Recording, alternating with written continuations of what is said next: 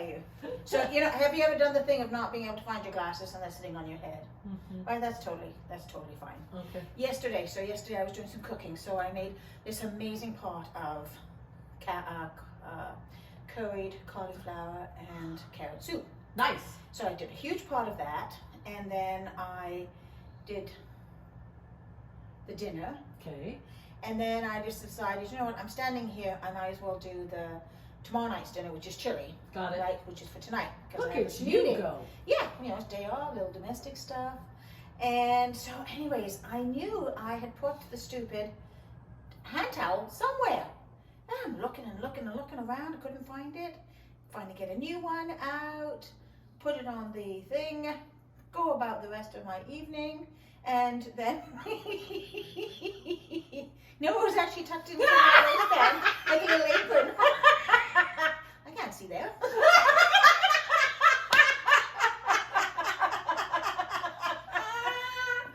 Oh, that's awesome. I can't see there.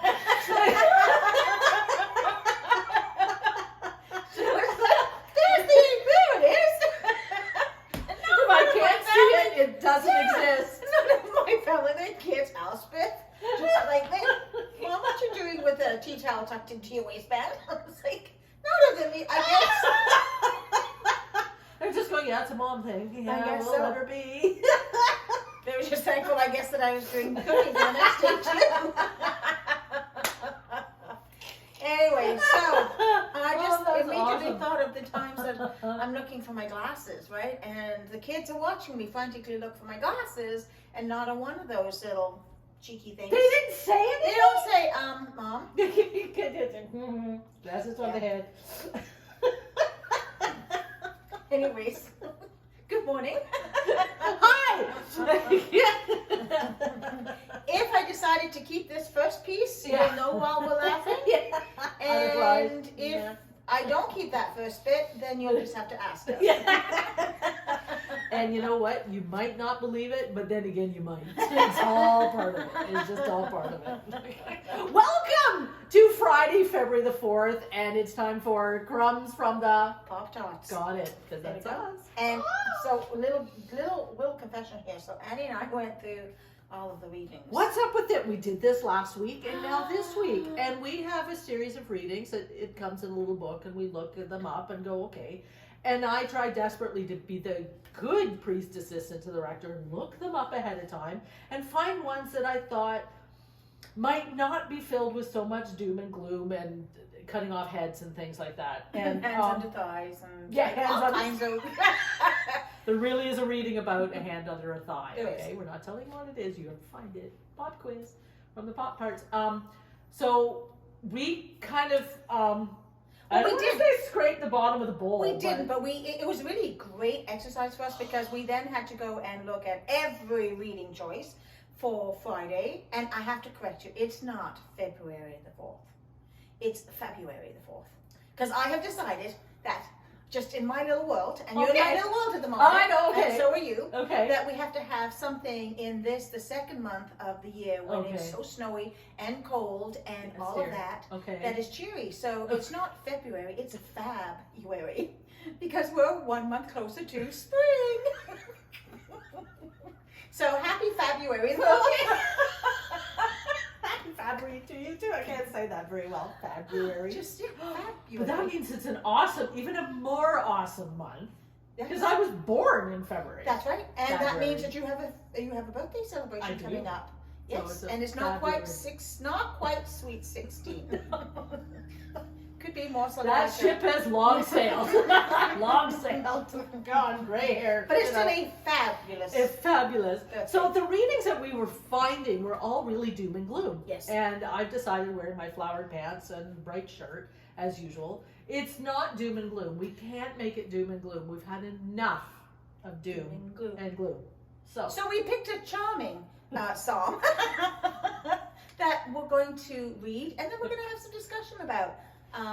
Because it's all about perspective. Yeah. Right? Yep. So I'm going to, it's Psalm 69. Yep.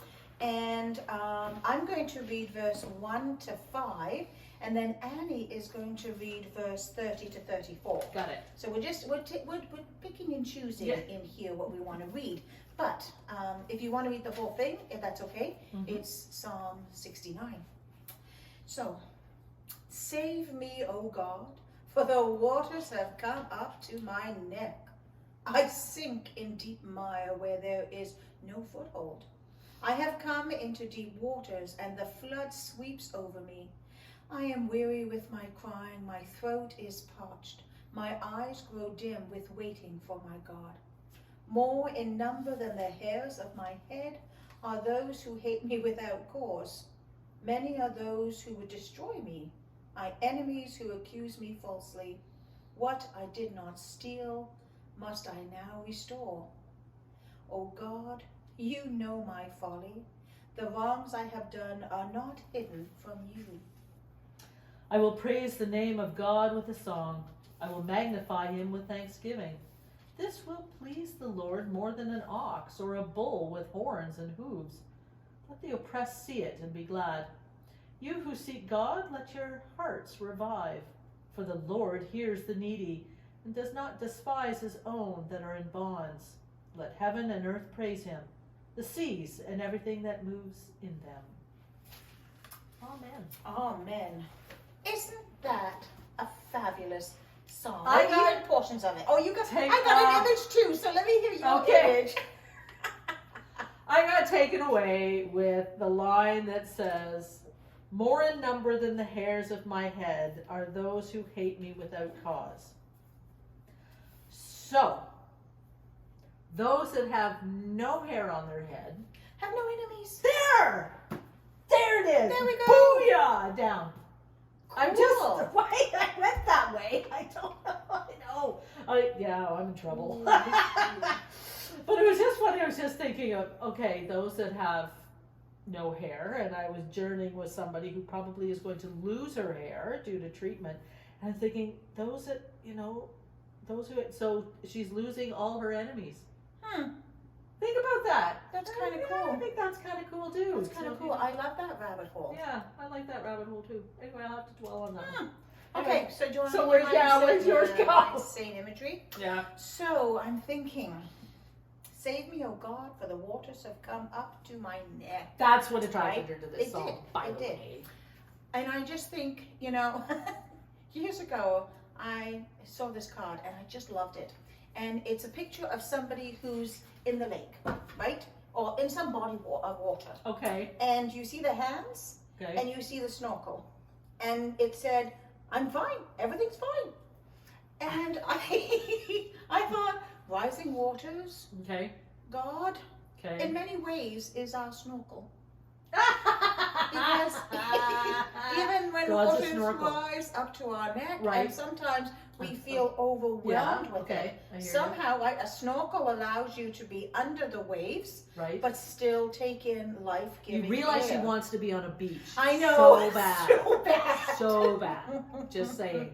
Oh my goodness. Right, but there's Yeah, God. okay. God is the one who brings us the breath of life, Right. even when the waters are rising. Right. Okay. Right, and so that was kind of a cool image for me in this reading, right? Because like the first 5 verses begin the whole description of how our imperfections. Yeah. And the situations we find ourselves in, Right. the poverty sometimes of the human condition, Yeah. and then Ooh, that's a profound statement. oh, there we go. The poverty of the human condition. Ooh, quick, write it down because I'm going to forget. We have it recorded. Yeah, we do. Posterity. We do. Posterity. Right? There There it we is. go. Okay. But wasn't that the call it last week, right? Yeah. Of God's abundance love, Yeah. right? It saves us from the poverty of our humanity, I think. But then you just said abundance. Okay, abundance of love, which I think is what we all need right now. But then there's another image that's coming to me today too. I obviously set well because the images are coming well. But there's also an image of having too much stuff. And we're up to our necks with too much stuff. And I think of folks that are moving from their home, and it may have been 4 bedrooms, lots of kids, and all this, and you have all this stuff. and maybe some of the stuff is your kids' stuff, but they've just kind of planted there because you're there, so that's home, That's right? Yeah. But you have all the stuff. But now you're downsizing, or reevaluating your need, but you're up to your neck in stuff. Yeah. Stuff that you don't really need, because where you're going, not saying that you're going to die and you're going to heaven, you don't need any of it, but where you're going, you don't. What's essential? Well, exactly. So what's essential? We talk about abundance of stuff, but that's awesome to have an abundance, but and it's not necessarily on the flip side. I'm doing this and I shouldn't.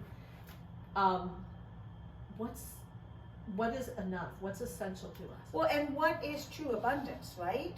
Okay, Right? That's, all I right, think we take have it down to to look that, at sure. What is abundance? I mean, I think of people talk about there's an abundance of information out there about COVID Right. and mandates Okay. and medical science and all of that sort of stuff. Right. Where I wouldn't necessarily say that abundance is a good word to describe all of the dumping of information, news, false news, like rhetoric, propaganda, like all of that So is stuff. that where we say we're up to our eyeballs Well, in getting in this stuff? something, right? Okay. Right? Where the abundance of God is the abundance of that which we need. What do we need? To live, we need air. We need the breath Sort of of. God, right? We need, it's like when my parents were moving and do we own stuff or does stuff own us? Oh, right. Okay, Right? that phrase. Right? Yeah, It's yeah. so true. So does the life that we're living Yeah. own us lock, stock, and barrel because we're so tied down to that earthly idea of abundance, or do we? Is there ways to find freedom from that so that we can live into the true abundance of what it is that God brings? I'm just starting to read stuff by Roshi Joan Halifax, who is a Zen Buddhist monk, and she is amazing. So Joan Halifax, just Google her; she's stunning. But she has literally given up everything. And I think of our sisters at St. John, the Divine Convent in Toronto. They all had, many of them, lives. Yep. Some married, kid, whole Well, thing. they still have lives, but They do. They have a completely Yes. different life Yes. where they have given up everything. Mm-hmm. Everything to Yep. live in community, Mm-hmm. to live at basically at the hands of God. Yep. They rely on the abundance of God to live, and they live in prayer, and they don't live in isolation. Nope. Because they go out. A couple of them have cars. But they've given up everything that is of, I don't know, extra stuff that they don't need. They have a few things, but they live simply Yes. and love that. And I think there's times when it would be so much easier not to worry about, the hydro bill or the tax bill or all those other things, but we have those because we have something that we have to pay. Right. Do you know what I mean? Yep. Yeah. But at so the it's- same time, them moving into and embracing the monastic life, right? And living as nuns in the convent, it is a monastic life, right? It's a shared community, different than what we have in our own, right? Yeah. But that's not an escape from real life, No. right? No. It's about living into an abundance, true abundance, right? In a calling that God placed in their hearts, Right. to live it out differently. We're not all called. I was just going to say, that, so. like, when I was in high school, I felt my first calling. Okay. I went to a Catholic high school, so I was a non-Catholic with a big mouth who spent a lot of time in detention. In chapel, it was okay. I loved the chapel at Assumption High School. It was beautiful. But the only real evidence I saw of a calling was like Catholic priests and Right. Catholic nuns. Right. And yes, I had gone to, I grew up in the Anglican church, but I guess my world was really just, the vision of it was a Catholic expression. And I thought, well, I am not cut out to be a nun. Can you imagine? I don't have the humility, piety, or obedience in me. I am obedient, of course, to my bishop. But that whole idea the life of a nun. That was like not me. I knew I wanted to be married. I knew I wanted to have kids. I knew I had a big mouth. So I just sort of put it on the back burner. Right. And then went about life and did all of that. And then, you know, had children, like church became more of a priority again, got involved in child and youth ministry and felt, yeah, absolutely, there's my calling, right? And then there's just God knocking on the door, realizing here was the fit. But it took walking in the world and living life following Christ, but in a different way that I'm being asked to call now as an ordained minister, right? So I just think of that as the nuns who are, or Blades, any of them who are living in that kind of community. Because sometimes I think people think that they are escaping life by going into that kind of community, and it's not. They are entering into an incredibly rich, prayerful, vulnerable life, depending fully on one another and God. And you know what? I think there it is. I think that's something that we don't do, and I think that's what the Psalm is asking us to do, is depend on God, because we, you know, I think we depend more on ourselves to survive, right? So when you're up to your neck in mire, or feeling you're not, you know, like, I think we need to do is get out of the pilot seat and get into the co-pilot seat and let God take hold of the controls. I love that one. Yeah. And like, don't we all in our morning prayers that we say, God, I give you this day. Yep. I place myself in your hands. Do with me what you will. Whatever happens, I know you are guiding me. Yeah. And then by 7:15, you've taken control. Yeah. Right? And then the whole day, maybe not you, but for me, the whole day is like, no, really, God, you can have, yes. Oh, excuse me. If you need any guidance or feedback on this, right? But it is. God's calling us to trust in His abundance. Yeah. Right? And I think we get so wrapped up in what's going on around us, to us, with us, that we forget. Absolutely. And I hope we that think about what's against us rather than what is for us. Yeah. And isn't that what this is about? Yeah. Absolutely. So I love it. I still have this image of, you know, the God or the Holy Spirit as a snorkel that helps me to still take in life-giving breath as the waters rise. Sometimes last week the waters really felt like they were definitely rising. It was very tumultuous last week. Have you ever been, this is the last water analogy because we're taking up your time, I know this. Have you ever been in the water and held your breath and been, I call it being like a duck. You're in the water, completely submerged up to your nose, and you're just kind of cruising around in the water. I think that's like an alligator. Okay. Because I tend to think it's like a duck's bill is right up out of the water, whereas an alligator is like. There's something about that. You just feel. I love the water and I love the lake and all this, and just kind of roaming around. I just love that feeling of being held. Absolutely. Because I'm buoyant. Me Who too. knew? So I think it has something to do with our muscle mass. Sure. Or lack thereof. What she's saying. I'll go with that muscle mass. Sure. Okay. We'll just run with that one. Okay. But just sitting on the bottom of the lake when I could do that was kind of cool. But there's something about just kind of being on the and being held in the water. It's true. There is this incredible feeling of there's that buoyancy. Yeah. And it's like we don't always feel the air as it surrounds us, but when you're in the water, you feel the water. Yeah. All around you.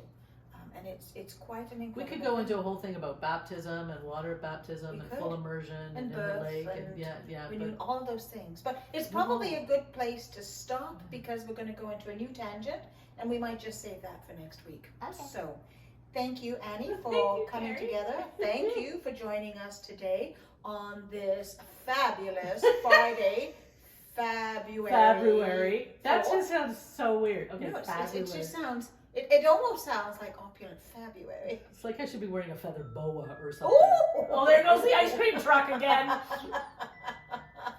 Anyways, take care. God bless. Until we see you again. Bye-bye now. Bye.